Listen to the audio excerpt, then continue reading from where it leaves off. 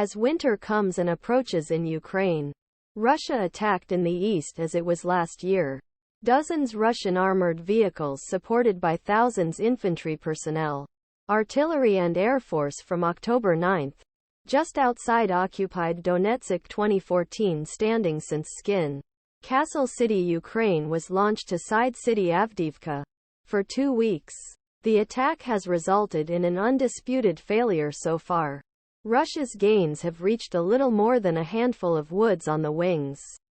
Instead, rapid advances Moscow had hoped for. Russian offensive force gained a reputation as main character's infinite flow drone S Ukraine. Russian armor destroyed in fields around city. Dramatic scenes shot from the airshow that tens millions dollars Russian equipment are victims. Ukrainian artillery, anti-tank fire and FPV kamikaze drones. In videos shot by Russian and Ukrainian soldiers on the ground, dozens of corpses scattered among destroyed vehicles are seen.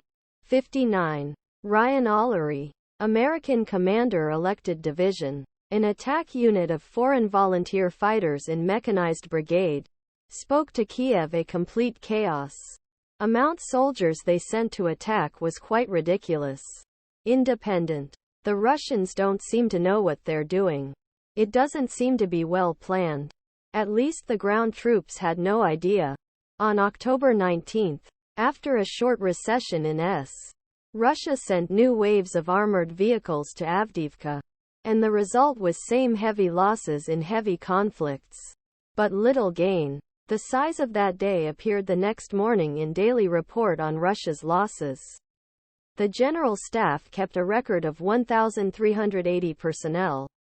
55 tanks and 120 armored fighting vehicles lost only by the Russian forces that day.